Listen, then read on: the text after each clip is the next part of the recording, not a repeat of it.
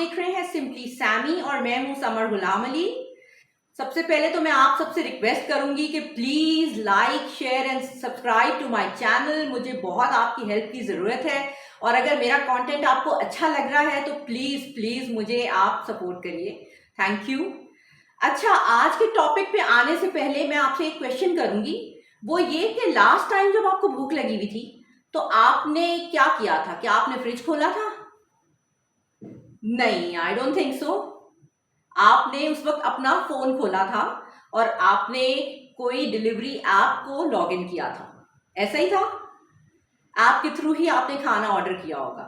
आज के इस ब्लॉग का टॉपिक भी यही है कि फूड डिलीवरी एप्लीकेशंस और उनके क्या इम्प्लीकेशंस हैं हमारी जिंदगियों पे। शुरू करते हैं।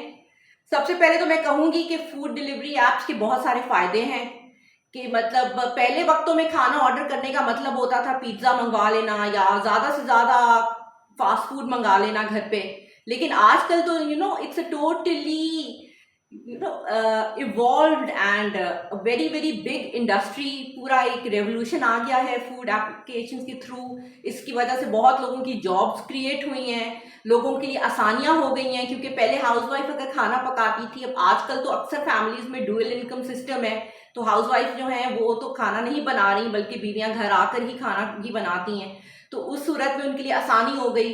वो लोग जो बुजुर्ग हैं या बीमार हैं, किसी वजह से खाना नहीं पका सकते, उनके लिए बहुत अच्छा हो गया। मैं कहती हूँ कि फूड एप्स जो हैं एक बहुत ही अच्छी इन्वेंशन है और इनका कॉमन होना माशरे में कोई बुराई भी नहीं है। लेकिन जहाँ पे कोई अच्छी चीज आती है ना तो उसमें कोई ना कोई प्राइस अटैच्ड होती है। इस केस में भी ऐसा ही है।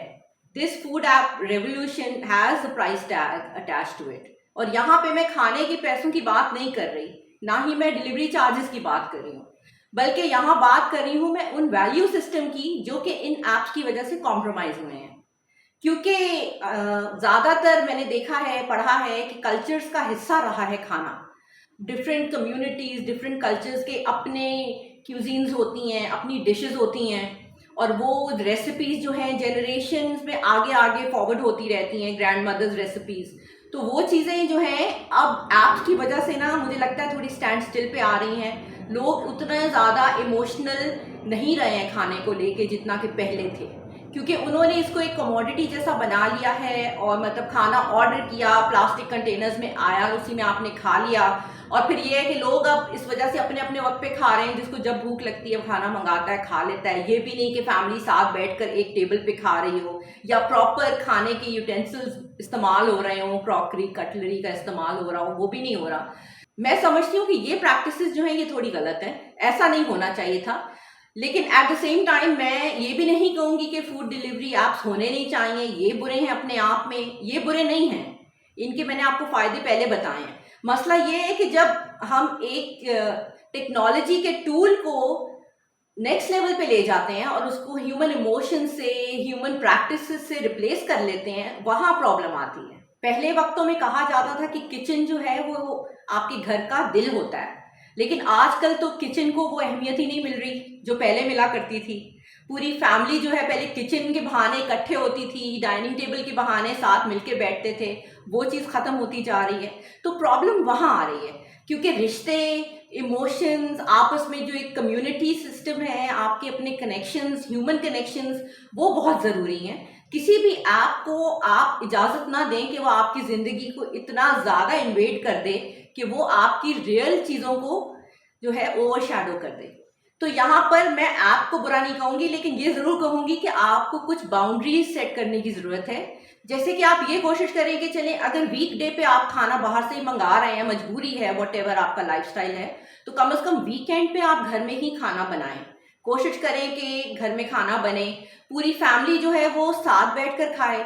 इवन अगर आप ऑर्डर भी करते हैं, प्लास्टिक कंटेनर्स से निकालें, प्रॉपर टेबल सेट करें, आप प्लेट्स में निकाल के खाएं जैसे कि पहले खाया जाता था। उस तरह से साथ बैठ कर आपस में दुख सुख करें, जो एक होता था डाइनिंग टेबल कॉन्वर्जेशंस, जो अब मेरे ख्याल से ख़त्म होती जा रही हैं, तो प्लीज़ वो रिवाइव करें। और इसी तरह से अगर आप ऐप के थ्रू ही ऑर्डर करते हैं तो कोशिश करें कि आप रेस्टोरेंट कॉल करके भी मंगाएं जैसे पहले करते थे, ताकि वो एक ह्यूमन एक्सपीरियंस जो है ना वो अपनी जगह चलता रहे।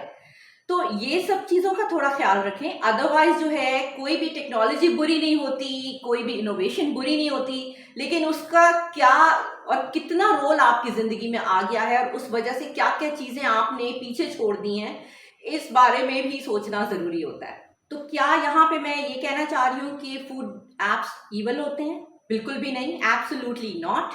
टेक्नोलॉजी अच्छी चीज़ है, लेकिन टेक्नोलॉजी को एक टूल के तौर पे इस्तेमाल करें। इसको बिल्कुल भी मौका ना दें कि वो आपकी असल ज़िंदगी को रिप्लेस करने लगे। जब आप खाना ऑर्डर करते हैं ज़रूर करें, लेकिन साथ ही डिनर टेबल कॉन्वर्जेशंस को अपनी ज़िंदगी से ना निकालें। जो पुराने आपके रिचुअल्स थे, वैल्यू सिस्टम थे, उनको अपने साथ रखें, साथ लेकर चलें। और जब भी नेक्स्ट टाइम आप ऐसा कुछ कर रहे हो, खाना ऑर्डर कर रहे हो, जो भी, तो आप एक दफ़ा ज़रूर सोचें कि आप कहीं ओवरडू तो नहीं कर रहे हैं इस प्रैक्टिस को। क्या हमेशा बाहर से मंगवाना ठीक है? एंड में मैं ये आपसे ज़रूर पूछना चाहूँगी कि व्हाट डू यू थिंक? क्या फूड डिलीवरी ऐप्स की टेक्नोलॉजी अच्छी चीज़ है? क्या इससे हमारी ज़िंदगियों में बेहतरी आई है या इससे हमारा पुराना वैल्यू सिस्टम किसी तौर पे कॉम्प्रोमाइज़ हुआ है? प्लीज़ मुझे ज़रूर ये बताएं कमेंट्स में। और that's all for today. Thank you so much for tuning in and मैं जल्दी आऊंगी एक और टॉपिक के साथ। Till then take good care of yourself and bye bye.